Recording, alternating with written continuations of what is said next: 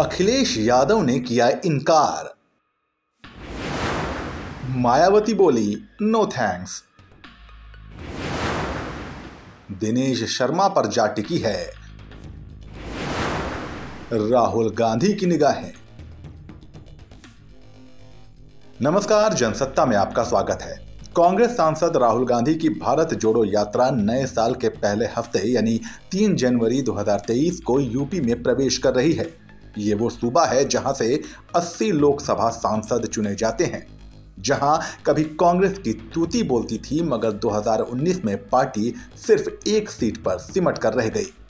यहां तक कि राहुल गांधी खुद अमेठी से चुनाव हार गए। यही वजह है कि कांग्रेस भारत जोड़ो यात्रा के जरिए यूपी में विपक्ष को एक करके 2024 की जंग लड़ना चाहती है, मगर राहुल गांधी की ये रणनीति फिलहाल फेल होती नजर आ रही है।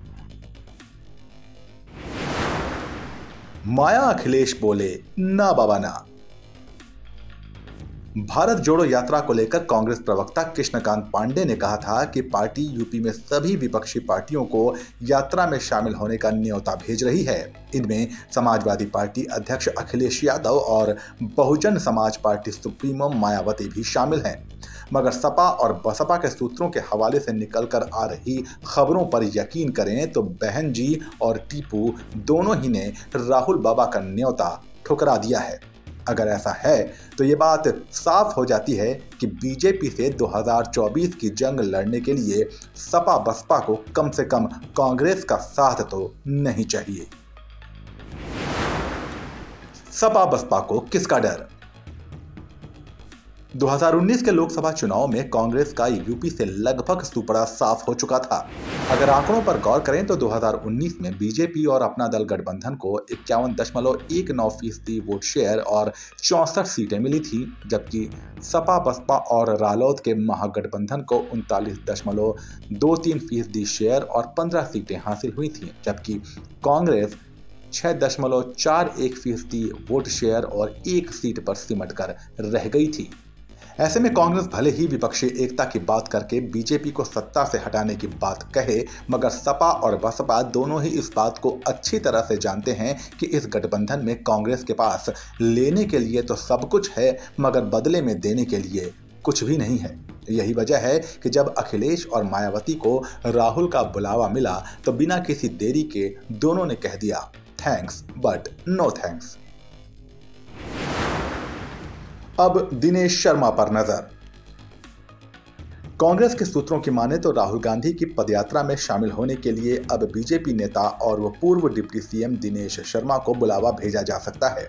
डिप्टी सीएम का पद जाने के बाद कहा जा रहा है कि दिनेश शर्मा नाराज चल रहे हैं। ऐसे में उन्हें साथ लेकर कांग्रेस यूपी के ब्राह्मण वोटरों पर भी निशाना साधने की फिराक में है। उत्तर प्रदेश में करीब 2 करोड़ ब्राह्मण मतदाता हैं। यूपी के चुनावों में पहले ब्राह्मण वोट का हिसाब लगाएं तो 2014 में यूपी में ब्राह्मण वोट का 72% हिस्सा अकेले भाजपा को मिलता था। 2019 में यह बढ़कर 82% हो गया। 2014 से लेकर 2019 तक के लोकसभा और विधानसभा चुनाव के आंकड़ों की पड़ताल करें तो यूपी में ब्राह्मणों को साथ रखना फायदे का सौदा माना जाता रहा है। उत्तर प्रदेश के 2014 के नतीजों में 77 सीटें ऐसी थीं जहां जीत का अंतर सिर्फ 10,000 वोट का था। 10,000 के मार्जिन से जीत हार तय होने वाली 77 सीटों में से 36 सीटें बीजेपी ने जीती थी। उत्तर प्रदेश में करीब 2 करोड़ ब्राह्मण मतदाता हैं। इस हिसाब से उन्हें अगर 403 विधानसभा क्षेत्रों में बांटें तो हर एक विधानसभा में करीब 50,000 वोटर आते हैं, जबकि लोकसभा में यह आंकड़ा 1 लाख से ज्यादा का हो जाता है। अब कांग्रेस की सारी रणनीति दिनेश शर्मा के हां और ना पर जा टिकी है। आपकी राय में कांग्रेस का ये दांव काम करेगा या नहीं? अपनी राय हमें कमेंट सेक्शन में लिखिए और राजनीति की खबरों के लिए बने रहिए जनसत्ता के साथ। नमस्कार।